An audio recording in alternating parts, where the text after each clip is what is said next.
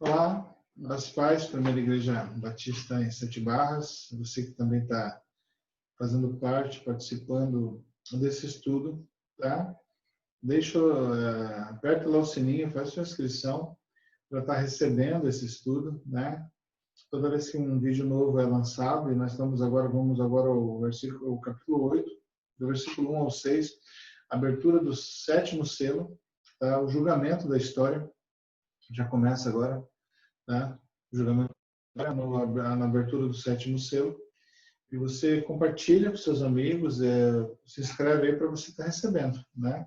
É bom que você recebe. Toda vez que vem um vídeo novo, tá? Que vai ser o livro de Apocalipse todo, e depois nós vamos começar a fazer outros estudos também, tá? E você vai estar recebendo para estar participando junto conosco. Ok? Então vamos lá, capítulo 8 de Apocalipse. O sétimo selo e o incensário de ouro, tá? Dessa vez nós vamos ler ele vai até o 13, mas nós vamos fazer esse estudo do 8, de versículo 1 ao 6, tá? Quando ele abriu o sétimo selo, houve silêncio nos céus, cerca de meia hora. Viu 7 anjos que se acham em pé diante de Deus, e eles foram dadas 7 trombetas. Outro anjo, que trazia um incensário de ouro, aproximou-se e se colocou em pé, junto ao altar. E a ele foi dado muito incenso para oferecer com as orações de todos os santos sobre o altar de ouro diante do trono. E da mão do anjo subiu diante de Deus a fumaça do incenso com as orações dos santos. Então o anjo pegou o incensário, encheu-o com fogo do altar e lançou-o sobre a terra. E houve trovões, vozes, relâmpagos e um terremoto. Isso nos faz lembrar também quando o povo preso no Egito, né, escravo no Egito, clama de todo o coração, e naquele momento, por que 400 e poucos anos? Até aquele ponto, o povo ainda estava meio que acomodado, vivendo naquele sistema. Mas chega um ponto da história em que eles cansam e realmente chegam ao Senhor e falam assim, eu quero mudança, para mim não dá mais. Aqui nós vemos que a oração, né, chega ao trono com um bálsamo suave. E esse estudo agora ele fala sobre o livro e a história está totalmente, o livro e a história está totalmente aberta. Vejam bem. A abertura do sétimo selo, no versículo 1, mostra que agora a história da humanidade pode ser lida plenamente. E o que aparece é o julgamento de Deus, toque das trombetas.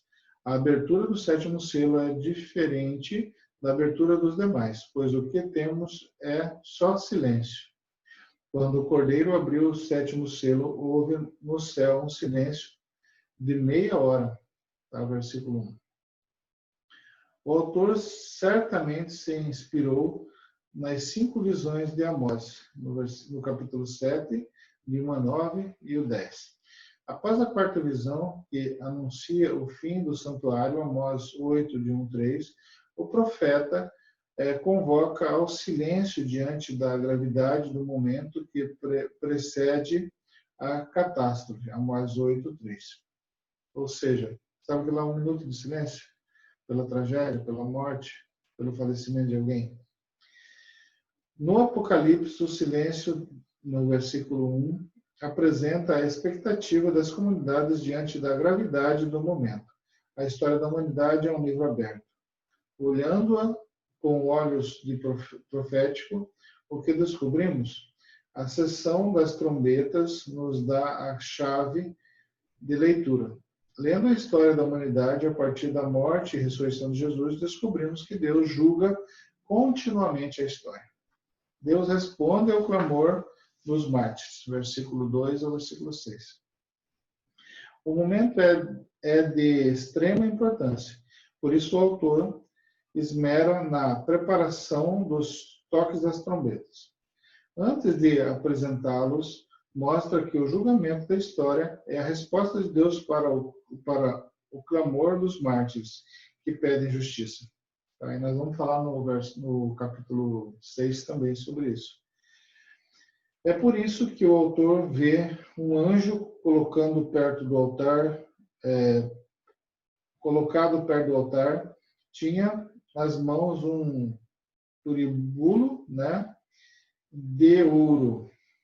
Ele recebeu uma grande quantidade de incenso para ser oferecido juntamente com as orações de todos os santos sobre o altar de ouro que está diante do trono. Da mão do anjo subia até Deus a fumaça do incenso com as orações dos santos, ou seja, subia a Deus com um cheiro de incenso, né? Já vimos que o Apocalipse santos são todas as pessoas comprometidas com o projeto de Deus, né? Denunciando a injustiça e resistindo a ela. O tema da denúncia e resistência apareceu várias vezes. A fé das primeiras comunidades perseguidas tinha sérias repercussões na vida social. Por isso, ao relembrar a fé, faziam da celebração uma denúncia às injustiças cometidas pelo imperialismo romano e um compromisso de resistir até o fim contra ele. Interessante notar sobre isso, porque todas as lutas, as conquistas que temos hoje em dia, se você analisar, você vai observar que tem mão de pessoas cristãs. E alguém pode dizer, não, mas na Inquisição, na época, também tinha mão de pessoas que usavam o nome de Deus, sim, tinha. Mas nós vemos que, com o tempo, e principalmente se pensar desse lado também, a mudança e os estudos que teve essa mudança dessa época medieval, da era negra, que se diz assim, um tempo escuro, né? Na história humana, nós vemos que essa mudança também, e essa visão que temos hoje, ela vem também de pessoas que buscaram, né? O protestantismo, a reforma, são visões de pessoas que buscam a vontade do Senhor. Só para a gente entender que, às vezes as pessoas comentam, eu digo assim, que se não fosse o nosso Senhor Jesus Cristo, a morte e a ressurreição dele, o que seria de nós hoje, né? Se não fosse essa visão cristã que nós temos de amor, de igualdade, de tolerância, né? Essa é uma luta constante que nós devemos fazer. Fomos colocados para estar nesse lado, fazendo essa diferença. Já vimos que os hinos de louvor encontrados no Apocalipse, por exemplo, no 7, 10 e 12, são fragmentos de cânticos de resistência que as comunidades perseguidas cantavam em suas celebrações. São as orações dos santos, que postas em um candelabro, né, postas em uma turíbulo de ouro e misturada com incenso, chegam ao trono de Deus. Esse detalhe certamente deu muita esperança e garra às comunidades perseguidas. O Apocalipse afirma que seu clamor não fica sem resposta. Mais ainda, esse clamor, nem sempre expresso, nem sempre bem articulado, é apresentado a Deus como algo extremamente precioso, tá? Colocado em um recipiente de ouro, né? De um lugar nobre, e que agrada a Deus, o incenso, levando a responder o clamor. Deus responde ao clamor do povo. O anjo pegou, né, o suporte de ouro, encheu com fogo no altar e atirou sobre a terra.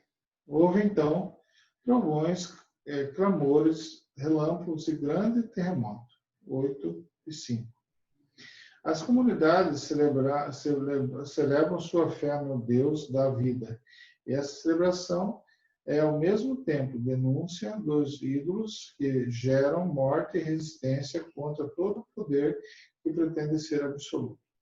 Essas orações chegam a Deus e este responde, fazendo com que a oração das comunidades tenha repercussão na sociedade em que vive.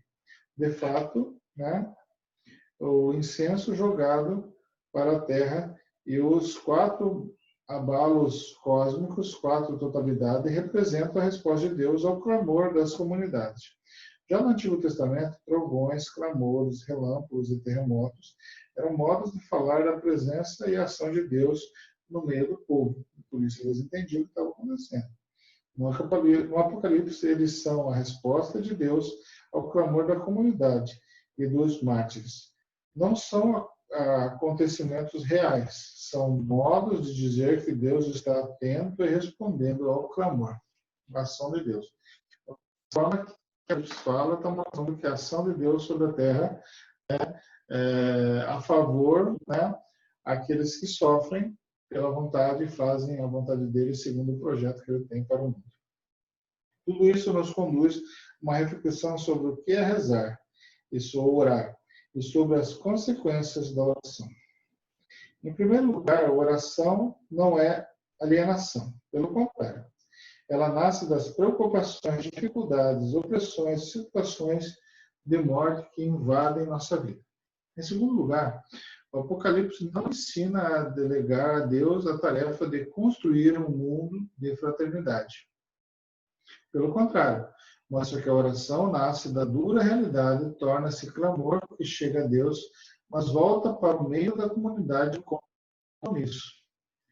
Deus garante sua presença e apoio, trovões, clamores, relâmpagos, terremotos, sustentando a comunidade e a resistência das comunidades.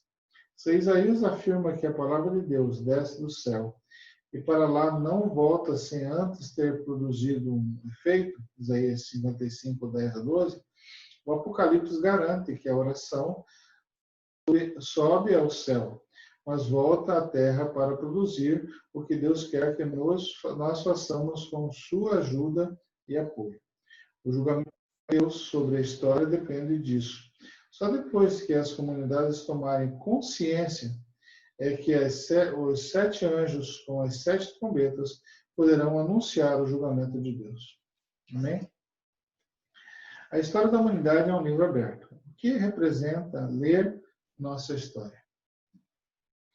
Tanto a história da sociedade quanto a nossa história de vida dentro dessa sociedade.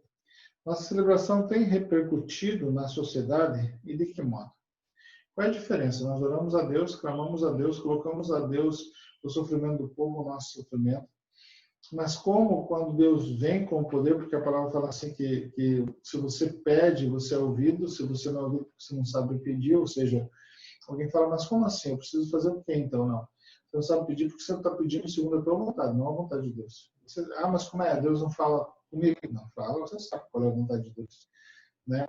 Então aqui está falando que quando você clama e coloca nos pés do Senhor, né, a necessidade, a afronta, a tribulação, a situação que está vivendo para uma justa vida e uma justa ação junto à sociedade, junto a este mundo, então ele ouve os clamores do povo. Tá?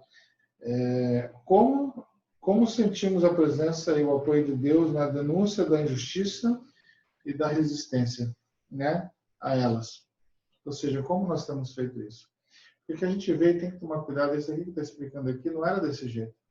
A pessoa ora por riqueza, a pessoa ora por prosperidade, por não sofrer, para ser livrado da dor. Aqui eles oravam para que eles tivessem força, resistência e tivessem condições e auxílio do Senhor para lutar contra a tirania, contra aquilo que vinha afrontando, né, a criação de Deus. Tá? Fica com Deus. No próximo vídeo, nós vamos continuar falando, né, sobre o julgamento, né? O julgamento já está acontecendo. Apocalipse 8, de 7 a 13, tá? Fica com Deus, Deus te abençoe.